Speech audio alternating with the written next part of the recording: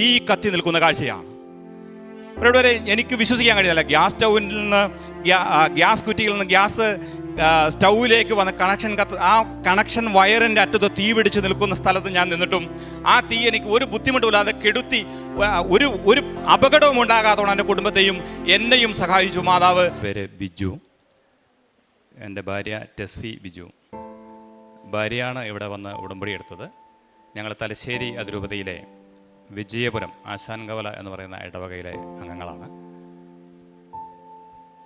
2023 October മാസം 11-ാം തീയതിയാണ് ഇവിടെ വന്ന് ആദ്യമായി ഉടമ്പടി എടുക്കുന്നത്.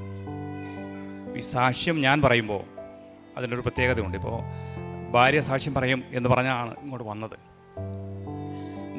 ഈ ഒക്ടോബർ മാസത്തിൽ ഇങ്ങോട്ട് ഭാര്യ വരണം, കൃപാസനത്തിലേക്ക് വരണം എന്ന് പറഞ്ഞപ്പോൾ എൻ്റെ വീടിൻ്റെ തൊട്ടടുത്ത് തുരുമ്പി മാതാവിൻ്റെ ഒരു പള്ളിയുണ്ട്. അവിടെയും മാതാവാണ്, നമുക്ക് അവിടെ പ്രാർത്ഥിച്ചാൽ മതി എന്ന് പറഞ്ഞ ആളാണ് ഞാൻ. പക്ഷെ ഞാൻ ഭാര്യയെ ഇങ്ങോട്ട് കൂട്ടിക്കൊണ്ട് വരുമ്പോൾ ഞാൻ പറഞ്ഞു, 28 വർഷം മുമ്പ് ഞാനും നീയും തമ്മിൽ വെച്ച ഒരു ഉടമ്പടിയുടെ ഭാഗമാണ് ഞാൻ എൻ്റെ കൂട്ടത്തിൽ വരുന്നത്. വിശ്വാസത്തിൽ എനിക്ക് തുരുമ്പിയിലെ മാതാവും എൻ്റെ ഇടവകപ്പള്ളിയിലെ മാതാവും ഒക്കെ കണക്കാണ്. കൃപാസനത്തിൽ പ്രത്യേകിച്ച് മാതാവ് എന്ന് പറയുന്ന ഒരു ബോധ്യത്തിലല്ല ഞാനിവിടെ വന്നത്. ഇവിടെയും പ്രത്യേകിച്ച് വേറൊരു മാതാവുണ്ട് എന്ന വിശ്വാസം എനിക്കിപ്പോഴും ഇല്ല. പക്ഷെ ഞാനിപ്പോൾ സാക്ഷ്യം പറയണം എന്ന് പെട്ടെന്ന് തീരുമാനിച്ചതാണ്. അതുകൊണ്ടാണ് ഞാനത് പറയുന്നത്. അത് മാതാവിൻ്റെ ഒരു വലിയ അനുഗ്രഹമായി ഞാൻ കാണുകയാണ്. ആ ഒരു ബോധ്യത്തിന് അല്ലെങ്കിൽ ആ ഒരു ചിന്തയ്ക്ക് വന്ന ഒരു മാറ്റമാണ് എനിക്ക് ഈ 6 മാസക്കാലം കൊണ്ടുണ്ടായ വലിയ ഒരു സംഭവം എന്ന് ഞാൻ കരുതുന്നത്. എന്തായാലും ഉടമ്പടിയിൽ ഭാര്യ വെച്ച കുറേ കാര്യങ്ങളുണ്ട്. അതിന് മുപ്പുറത്തേക്ക് വളരെ പ്രധാനപ്പെട്ട ഞങ്ങളുടെ കുടുംബത്തിലുണ്ടായ ഒരു മാതാവിൻ്റെ അനുഭവം അല്ലെങ്കിൽ ഞങ്ങൾ കണ്ട ഒരു സാക്ഷ്യം പറയാനാണ് ഞാൻ ആദ്യം ഉദ്ദേശിക്കുക. ഒക്ടോബർ മാസം 11-ാം തീയതി ഇവിടെ ഒന്ന് ഉടമ്പടി വെച്ചു, പ്രാർത്ഥിച്ചു. ആ ഉടമ്പടിയിൽ പറഞ്ഞ വ്യവസ്ഥകളൊക്കെ പാലിച്ചുകൊണ്ട് ഞങ്ങളുടെ കുടുംബജീവിതം മുമ്പോട്ട് പോയി. ഭാര്യ കുറച്ചുകൂടി തീക്ഷ്ണമായി ദിവ്യബലിയിൽ സംബന്ധിക്കാൻ വേണ്ടി തുടങ്ങി. കുടുംബ പ്രാർത്ഥന വേണമെങ്കിൽ അങ്ങോട്ടും ഇങ്ങോട്ടൊക്കെ മാറ്റിക്കൊണ്ടിരുന്നത്, വേണമെങ്കിൽ ഒരു ചെറിയ പ്രാർത്ഥനയിലേക്ക് കടന്നുകൊണ്ടിരുന്നത്, നിർബന്ധമായും ജപമാല ജപമാല ചൊല്ലിക്കിടക്കണം എന്ന തീരുമാനത്തിലേക്ക് ഞാനും ഭാര്യയും വന്നു. ഞങ്ങളുടെ കൂട്ടത്തിൽ 3 മക്കളാണ് ഞങ്ങൾക്ക്. അതിൽ ഒരാൾ മാത്രമാണ് മാസത്തിലൊരിക്കലെങ്കിലും വന്ന് വീട്ടിൽ വന്ന് പോകുന്നത്. ബാക്കി 2 പേര് ഞങ്ങളുടെ കൂട്ടത്തിലില്ല. അപ്പോൾ അങ്ങനെ പ്രാർത്ഥിച്ചു കൊണ്ടിരുന്ന ഒരു ദിവസം, സാധാരണ കുടുംബ പ്രാർത്ഥനയൊക്കെ കഴിഞ്ഞു. നവംബർ മാസം 3-ാം തീയതി, അന്നേരം ആദ്യ വെള്ളിയാഴ്ചയാണ്. അപ്പോൾ ആദ്യ വെള്ളിയാഴ്ച രാവിലെ പള്ളിയിൽ പോകണമെന്ന് പറഞ്ഞപ്പോൾ ആദ്യ വെള്ളിയാഴ്ചയും 2-ാം വെള്ളിയാഴ്ചയും ഒക്കെ വെള്ളിയാഴ്ചകൾ തന്നെയാണ് എന്ന് പറഞ്ഞ ആളാണ് ഞാൻ. അപ്പോൾ അന്ന് ആദ്യ വെള്ളിയാഴ്ച രാത്രി ഞങ്ങൾ പ്രാർത്ഥിച്ചു, കുടുംബ പ്രാർത്ഥന കഴിഞ്ഞു, കിടക്കാൻ പോയി. ഞങ്ങൾ സാധാരണ 11 മണിക്ക് ശേഷം കിടക്കാറുള്ളൂ. അന്ന് 11:30 കിടക്കാൻ പോകുമ്പോൾ 11:30 കിടക്കാൻ പോയി. 11:30 ആയപ്പോൾ ഭാര്യയ്ക്കൊരു ചെറിയ അസ്വസ്ഥത, എന്തൊരു ബുദ്ധിമുട്ട് പോലെ അവൾക്ക് തോന്നി. അവൾ പറഞ്ഞു, ഞാൻ മാതാവിനോടൊന്ന് പ്രാർത്ഥിച്ചിട്ട് വരട്ടെ, ഒന്നുകൂടി പ്രാർത്ഥിച്ചിട്ട് ഞാൻ കിടന്നോളാം, പപ്പ കിടന്നോ എന്ന് പറഞ്ഞു. അപ്പോൾ ഞങ്ങളുടെ ബെഡ്റൂമിൽ തന്നെ ഇരുന്ന ടീപ്പോയിലിരുന്ന കാശുരൂപം എടുത്ത്, ഉടമ്പടി വെക്കുമ്പോൾ കൊടുക്കുന്ന കാശുരൂപം എടുത്ത് പതിവില്ലാത്ത വണ്ണം എന്നോട് പറഞ്ഞു, പപ്പ ഇതിനൊരു ഉമ്മ കൊടുത്തേരെ എന്ന് പറഞ്ഞു. ഞാനൊരു ഉമ്മ കൊടുത്തു. ഞാൻ നെറ്റിയിൽ കുരിശ് വരച്ചു, ഞാൻ കിടന്നു. ഭാര്യ പ്രാർത്ഥിക്കാനായി ഹാളിലേക്ക് പോയി. ഒരു 10 മിനിറ്റ് കഴിഞ്ഞപ്പോൾ ഭാര്യയുടെ നിലവിളി കേട്ടാണ് ഞാൻ എഴുന്നേൽക്കുന്നത്. ഞാൻ പെട്ടെന്ന് ഹാളിലേക്ക് ചെല്ലുമ്പോൾ ഞാൻ കണ്ട ഒരു കാഴ്ച എന്ന് പറയുന്നത്, ഉടമ്പടി വെച്ചപ്പോൾ കൊടുത്ത കാശുരൂപം ഇടത് കയ്യിൽ പിടിച്ച് വലത് കയ്യിൽ ഉടമ്പടിയുടെ പ്രാർത്ഥന പുസ്തകം പിടിച്ച് പ്രാർത്ഥിച്ചുകൊണ്ടിരിക്കുന്ന ഭാര്യയുടെ കയ്യിലിരുന്ന കാശുരൂപത്തിൽ നിന്ന് നല്ല സുഗന്ധമുള്ള ഒരെണ്ണ മടിയിലേക്ക് ഒഴുകി വീഴുന്ന കാഴ്ചയാണ് ഞാൻ കാണുന്നത്. ഞാൻ ബളാലിൽ എണ്ണ വന്നത് ഞാൻ കണ്ടിട്ടുണ്ട്. അവിടെ പോകുമ്പോൾ ഞാനിങ്ങനെ സൂക്ഷിച്ച് ഇത് ആ രൂപത്തിൻ്റെ എവിടെ നിന്നെങ്കിലും ഒഴിക്കുന്നതാണോ എന്നൊക്കെ ആശങ്കയോടെ അങ്ങനെ ആ ഒരു മൈൻഡിലൊക്കെ നോക്കുന്നതാണ്. വിശ്വാസത്തിലൊന്നും കുറവില്ല, പക്ഷെ അങ്ങനെ നോക്കിയ ഒരാളാണ് ഞാൻ. എൻ്റെ കൺമുമ്പിൽ കാണുകയാണ് ഞാൻ ആ കാശുരൂപത്തിൽ നിന്നും എണ്ണ ഒഴുകി. അവൾ ധരിച്ചിരുന്ന നൈറ്റി, ഇടതുകാലിൻ്റെ നൈറ്റി നനഞ്ഞ് എണ്ണ വീണ് കിടക്കുന്ന കാഴ്ചയാണ്. വേർത്തൊഴുകി കണ്ണുനീരൊഴുകി ഇരിക്കുന്ന ഭാര്യയെ കണ്ടുകൊണ്ടാണ് ഞാൻ വരുന്നത്. ഞാൻ പെട്ടെന്ന് എനിക്ക് ചെയ്യാൻ പറ്റുന്നൊരു കാര്യമെന്ന് പറയുന്നത്, എൻ്റെ കയ്യിൽ കിട്ടിയ ചെറിയൊരു ബബിള് പാത്രമെടുത്ത് ആ പാത്രത്തിലേക്ക് കാശുരൂപവും കയ്യിൽ നിന്ന് ലഭിച്ച 5-6 തുള്ളി എണ്ണയും കൂടി ഞാൻ ആ പാത്രത്തിലേക്ക് ഒഴിച്ചു. അതിൻ്റെ ഫോട്ടോ ഞാൻ അച്ഛന് കൊടുത്തിട്ടുണ്ട്. അന്ന് തന്നെ ഞങ്ങൾ പിന്നെ എൻ്റെ മകൻ ഒമാനിൽ നിന്ന് അന്ന് അവിചാരിതമായി വീട്ടിൽ വന്നിട്ടുണ്ട്. ഒമാനിൽ ഉണ്ടായിരുന്ന മകനും ഇവിടെ പോയി പ്രാർത്ഥിക്കണം എന്ന നിർബന്ധത്തിനോട് താല്പര്യമുണ്ടായിരുന്ന ആളല്ല, പക്ഷെ അവിചാരിതമായി, ഞാൻ പറയുന്നത് ഒരിക്കലും 2 വർഷം കഴിഞ്ഞ് പഴയ മകൻ നവംബർ മാസം 1-ാം തീയതി അവിചാരിതമായി അവൻ വീട്ടിലേക്ക്, ഞങ്ങളോട് പോലും പറയാതെ വീട്ടിലേക്ക് കടന്നു വന്നു. അവനും അന്ന് രാത്രി വീട്ടിലുണ്ട്. ഞാൻ പെട്ടെന്ന് മകനെ വിളിച്ചുകൊണ്ട് വന്നു, മകനെയും ഈ കാഴ്ച കാണിച്ചു. അപ്പോൾ ഞങ്ങൾ 3 പേരും കൂടി ഇരുന്ന് പ്രാർത്ഥിച്ചു കൊണ്ടിരിക്കുകയാണ്. ഏകദേശം ഒരു 2-3 മണി ആയപ്പോഴത്തേക്കും ആ കാശുരൂപം വെച്ചിരുന്ന പാത്രത്തിൽ കാശുരൂപം നികന്ന് നല്ല സുഗന്ധപൂരിതമായൊരു എണ്ണ വന്ന കാഴ്ച ഞങ്ങൾ കണ്ടു. അതിൽ കൂടി ഒരു അനുഭവം എന്ന് പറഞ്ഞാൽ കരിങ്കലിൽ നിന്ന് വെള്ളം കൊടുത്ത അത്ഭുതങ്ങൾ സൃഷ്ടിച്ച തമ്പുരാൻ ഞങ്ങളുടെ കുടുംബത്തിൽ ഇടപെടുന്ന വളരെ അത്ഭുതകരമായൊരു കാഴ്ചയ്ക്ക് സാക്ഷ്യം വഹിക്കാൻ മാതാവ് വലിയൊരു അനുഗ്രഹം ഞങ്ങളുടെ കുടുംബത്തിലേക്ക് തന്നു. അതുപോലെ തന്നെ അതിനുശേഷം നവംബർ മാസം 3-ാം തീയതി കഴിഞ്ഞു. ഡിസംബർ മാസത്തിൽ ഞാൻ പറഞ്ഞല്ലോ തുരുമ്പി മാതാവിൻ്റെ പെരുന്നാളാണ്. തുരുമ്പി മാതാവിൻ്റെ പള്ളിയിൽ പെരുന്നാളിന് ഞങ്ങൾ 10 ദിവസവും നൊവേനയുണ്ട്, കുർബാനയുണ്ട്. 10 ദിവസത്തെ നൊവേനയ്ക്കും കുർബാനയിലും ഞങ്ങൾക്ക് മുടങ്ങാതെ പങ്കെടുക്കാൻ കഴിഞ്ഞു എന്ന് പറയുന്നത് പതിവില്ലാത്ത ഒരു അനുഗ്രഹമാണ്. ആ 9-ാമത്തെ ദിവസത്തെ നൊവേനയിൽ ഞങ്ങൾ പ്രാർത്ഥിച്ചുകൊണ്ടിരിക്കുമ്പോൾ ഭാര്യ പ്രാർത്ഥിച്ചുകൊണ്ടിരിക്കുന്നു. കാഴ്ചവെപ്പിൻ്റെ സമയമായി. ഭാര്യയ്ക്ക് ടെസിക്ക് വലിയൊരു അസ്വസ്ഥത, അവളെ വേർത്തൊഴുകുകയാണ്, കണ്ണുനീരൊഴുകുകയാണ്. എന്തു ചെയ്യണമെന്നറിയാത്തൊരവസ്ഥയിൽ അവളിരിക്കുന്നു. അവൾ പെട്ടെന്ന് എൻ്റെ സഹോദരിയുടെ മോളുടെ കൊച്ചിനെ പറഞ്ഞു വിട്ട് എന്നെ വിളിച്ചു. പപ്പ ഇന്ന് വീട്ടിൽ പോകണം. അവൾ പറയുന്നത് മാതാവ് എന്നോട് വീട്ടിൽ വരെ പോകണം എന്ന് പറയുന്നുണ്ട് എന്നാണ് ഞാൻ കാറിൽ കയറിയപ്പോൾ എന്നോട് പറഞ്ഞത്. ഞാൻ എന്തിനാണ് വീട്ടിൽ പോകുന്നത്, കുർബാനയുടെ സമയത്ത് വീട്ടിൽ പോകുന്നത് എന്തിനാണ്? അപ്പോൾ എന്തായാലും ഭാര്യ പറഞ്ഞു അവളുടെ ഒരു സങ്കടകരമായ അവസ്ഥ. എന്തായാലും ഞാൻ അവളെയും കൂട്ടി വീട്ടിലേക്ക് ചെന്നു. വീട്ടിലേക്ക് ചെല്ലുമ്പോൾ കാണുന്ന കാഴ്ച, ഞങ്ങൾ വീട്ടിൽ നിന്ന് പോരുമ്പോൾ ഉണ്ടായിരുന്ന ഞങ്ങളൊരു ബോട്ടിൽ വെച്ചിരുന്ന എണ്ണയുടെ 3 ഇരട്ടിയായി ആ എണ്ണ വർദ്ധിച്ചിരിക്കുകയാണ്. ആ കാശുരൂപം ഇട്ട് ഒരു ഭരണിയിൽ വെച്ചിരിക്കുകയാണ്. ആ കാശുരൂപം 3 ഇരട്ടിയായി എണ്ണ വർദ്ധിക്കുന്ന അത്ഭുതകരമായ മറ്റൊരു കാഴ്ചക്ക് അന്ന് ഞാൻ സാക്ഷ്യം വഹിച്ചു. ജനുവരി മാസം 6-ാം തീയതി. അതിനുശേഷം ജനുവരി മാസം 9-ാം തീയതി വീണ്ടും ഇതേപോലെ തന്നെ ഭാര്യ പ്രാർത്ഥിച്ചു. കാശുരൂപത്തിൻ്റെ അന്ന് ഞങ്ങൾ വീട്ടിലുണ്ട്. കാശുരൂപത്തിലെ ആ ഭരണിയിൽ കൈവച്ച് മകളുടെ പോസ്റ്റ് BSc എക്സാം അന്ന് ഏറ്റവും വലിയ ബുദ്ധിമുട്ടായിരിക്കുമെന്ന് തലേന്ന് മോൾ വിളിച്ചു പറഞ്ഞതുകൊണ്ട് അമ്മ പ്രാർത്ഥിക്കണം, മാതാവിനോട് പ്രാർത്ഥിക്കണം എന്ന് പ്രത്യേകം പറഞ്ഞതിൻ്റെ അടിസ്ഥാനത്തിൽ മോളുടെ പരീക്ഷ തുടങ്ങുന്ന രാവിലെ 9:30 മുതൽ ഭാര്യ പ്രാർത്ഥനയ്ക്ക് വേണ്ടി അവിടെ ഇരിക്കുകയാണ്. ഈ കാശുരൂപ വെച്ചിരുന്ന ഭരണിയുടെ മേലെ കൈവച്ച് പ്രാർത്ഥിച്ചുകൊണ്ടിരിക്കുമ്പോൾ വീണ്ടും ആ ഭരണി നിറയോളം എണ്ണ, സുഗന്ധപൂരിതമായ എണ്ണ ഞങ്ങളുടെ ഭവനത്തിലുണ്ടായി.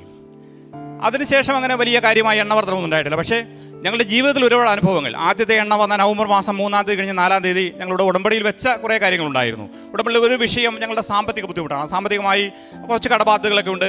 അതൊക്കെ തമ്പുരാൻ ഏറ്റെടുക്കണം. കല്യാണ വീട്ടിലെ വീഞ്ഞു തീർന്നു പോയതുപോലെ അനുഭവം നമ്മുടെ കുടുംബത്തിലുണ്ട്. അതിന് പരിഹാരം ഉണ്ടാവണമെന്ന ആഗ്രഹത്തോടെയാണ് പ്രധാനമായും ഇവിടേക്ക് വരിക. അതേപോലെ തന്നെ മറ്റു ചില കാര്യങ്ങളൊക്കെ ഉടമ്പടിയിൽ വെച്ചിട്ടുണ്ട്. അപ്പോൾ അതിന് മുമ്പ് എന്ന് പറഞ്ഞാൽ ഉടമ്പടിക്ക് ഞങ്ങൾ വരുന്നതിന് മുമ്പ് 2 മാസക്കാലം മുമ്പ് ഞങ്ങൾ തൊട്ട അയൽവക്കത്തുള്ള ഒരാൾ ഞങ്ങളുടെ ഒരു സ്ഥലം വാങ്ങാൻ വേണ്ടി ആലോചിച്ചിരുന്നു. ചെറിയൊരു സ്ഥലം, വലിയ സ്ഥലമൊന്നുമല്ല, ഞങ്ങളുടെ കടബാധ്യത തീർക്കാൻ മാത്രമുള്ള കച്ചവടമൊന്നുമല്ല. ഒരു സ്ഥലം വാങ്ങാൻ വേണ്ടി ആലോചിച്ചു. അത് 2 മാസം മുമ്പേ ഞങ്ങളോട് വന്ന് പറഞ്ഞു, നീ ഈ സ്ഥലം വാങ്ങാൻ മാത്രം പണം ഞങ്ങളുടെ അടുത്തില്ല, അതുകൊണ്ട് ഞങ്ങൾ വേറൊരു സ്ഥലം വാങ്ങി അത് ആധാരം ചെയ്ത് വാങ്ങി കേട്ടോ എന്ന് എന്നോട് എൻ്റെ തന്നെ സമപ്രായമുള്ള സുഹൃത്താണ്. ആ സുഹൃത്ത് വന്ന് പറഞ്ഞു. ഈ 3-ാം തീയതി കഴിഞ്ഞ് 4-ാം തീയതി രാവിലെ ഈ സഹോദരൻ ഒരു 8 മണിയായപ്പോൾ വീട്ടിൽ കയറി വന്നു ഞങ്ങളോട് പറയുകയാണ്. അത് എന്നെ ബിജുവേട്ടാന്നാണ് വിളിക്കുന്നത്. ബിജുവേപ്പ, ഞാനും അനിയനും കൂടി ആ സ്ഥലം എടുത്തോളാം കേട്ടോ, മറ്റേ സ്ഥലം വിറ്റ് ഈ സ്ഥലം വാങ്ങാൻ ഞങ്ങൾ തീരുമാനിച്ചിട്ടുണ്ട്, നമുക്ക് ആ കച്ചവടവുമായി മുമ്പോട്ട് പോകാം എന്ന് പറയുന്ന ഞങ്ങളുടെ ഉടമ്പടിയിൽ വെച്ച 1-ാമത്തെ വിഷയത്തിന് മുഴുവനായി പരിഹാരമായി എന്നല്ല, ചെറുതെങ്കിലും ഒരു ആശ്വാസം മാതാവ് ഞങ്ങളുടെ കുടുംബത്തിലേക്ക് കൊണ്ടുവന്നു. അതേപോലെ തന്നെ ഉടമ്പടിയിൽ ഉണ്ടായിരുന്ന ഒരു വിഷയമാണ് എൻ്റെ മകൻ്റെ കാലിൽ 8 മാസക്കാലമായി ഒമാനിൽ താമസിക്കുന്ന അവിടെ ജോലി ചെയ്യുന്ന മകന് കാലിലെ വിരളിൽ 3 ആണികൾ, ആദ്യം 1 ആണി ഉണ്ടായിരുന്ന 3 ആണിയായി മാറി. ആ ആണി രോഗം സുഖപ്പെടുത്തണമെന്ന ഭാര്യയുടെ ഒരു ഉടമ്പടിയിലെ ഒരു വാചകമായിരുന്നു. അത് വീട്ടിൽ വന്നവൻ പോയി ഈ എണ്ണ തൊട്ട് പുരട്ടി പ്രാർത്ഥിച്ച്, ഇവിടെ നിന്ന് ലഭിച്ച എണ്ണയും തൊട്ട് പുരട്ടി പ്രാർത്ഥിച്ചു. ആ തൊട്ട് പുരട്ടി പ്രാർത്ഥിച്ചു. അവൻ ഒമാനിലേക്ക് തിരിച്ചുപോയി അവിടെ ചെന്ന് 10 ദിവസം കഴിഞ്ഞപ്പോൾ അവൻ ആ കാലിൻ്റെ ഫോട്ടോ എടുത്ത് ഭാര്യയുടെ ഫോണിലേക്ക് അയച്ചു കൊടുത്തു. അമ്മയെ പരിപൂർണമായും ആണി സുഖപ്പെട്ടു, ആ ആണി രോഗം പരിപൂർണമായും സുഖപ്പെട്ടു എന്ന സാക്ഷ്യം അവൻ തന്നെ നൽകി.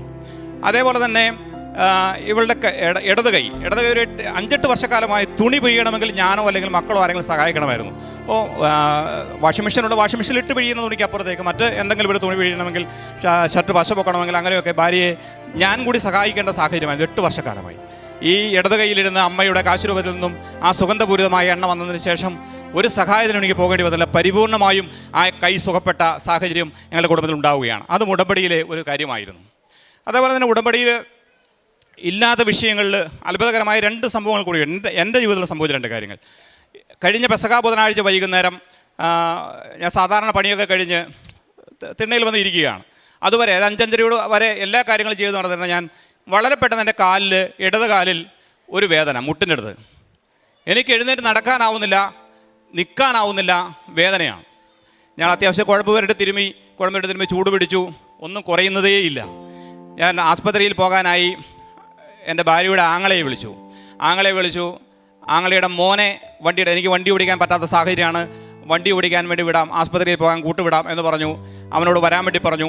ഞങ്ങൾ എഴുന്നേറ്റ് ഹാളിലെ സെറ്റിയിൽ പോയിരിക്കുകയാണ്.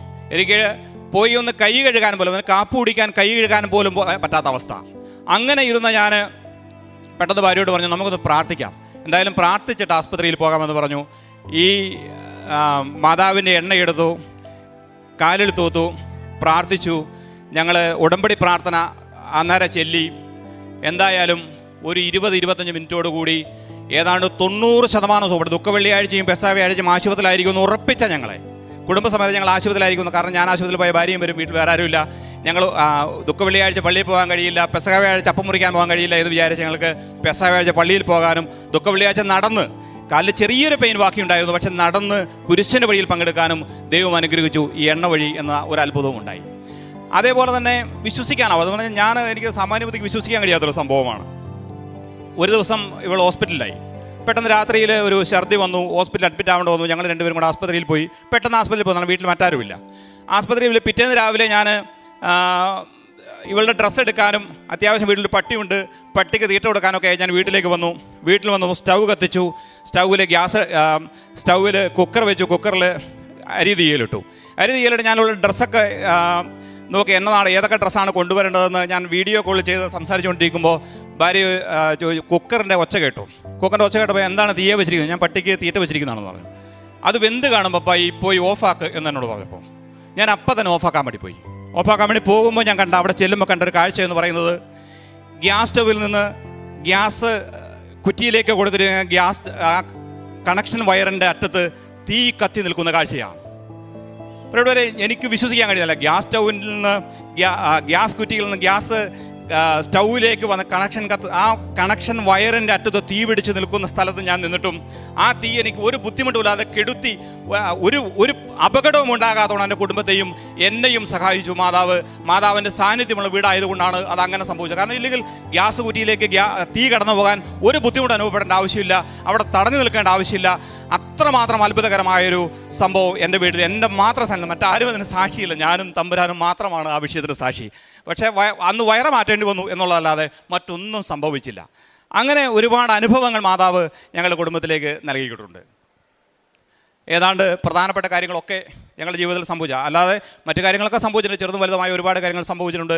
വ്യക്തി ജീവിതത്തിൽ മാറ്റങ്ങൾ ഉണ്ടായിട്ടുണ്ട്, വിശ്വാസ ജീവിതത്തിൽ മാറ്റങ്ങൾ ഉണ്ടായിട്ടുണ്ട്. വിശ്വാസത്തിൽ കുറവുണ്ടായിട്ടല്ല, പക്ഷേ കുറച്ചുകൂടി തീഷ്ണമായി ദൈവത്തെ അംഗീകരിക്കാൻ, മാതാവിൽ ആശ്രയിക്കാൻ, മാതാവിനോടൊപ്പം ചേർന്ന് നിൽക്കാൻ, മാതാവിനെ എല്ലാം ഏൽപ്പിച്ച് ധൈര്യപൂർവ്വം ജീവിക്കാൻ കഴിയുന്ന ഒരവസ്ഥയിലേക്ക് ഞങ്ങൾക്ക് മാറാൻ കഴിഞ്ഞിട്ടുണ്ട് എന്നതാണ് ഏറ്റവും സന്തോഷകരമായ ഒരു കാര്യം. തിരുക്കുമാരൻ്റെയും മാതാവിൻ്റെയും മുമ്പിൽ എല്ലാം ഏൽപ്പിച്ച് ഞങ്ങൾ പോവുകയാണ്. അതിൽ കുറച്ച് എണ്ണ ഞങ്ങൾ കൊണ്ടുവന്നിട്ടുണ്ട്. ഇത് എന്ത് ചെയ്യണമെന്ന് വെച്ചാൽ പറഞ്ഞ് ചെയ്യാം. മുഴുവൻ എണ്ണയും കൊണ്ടുവരാൻ പറ്റത്തില്ല, അതുകൊണ്ട് കുറച്ചെണ്ണ മാതാവിൻ്റെ കാശുരൂപത്തിൽ നിന്ന് വന്ന എണ്ണയാണ്. അത് എന്ത് ചെയ്യണമെന്ന് പറഞ്ഞാൽ അത് ചെയ്യാൻ ഞങ്ങൾ തയ്യാറാണ്. പരിശുദ്ധ അമ്മയുടെ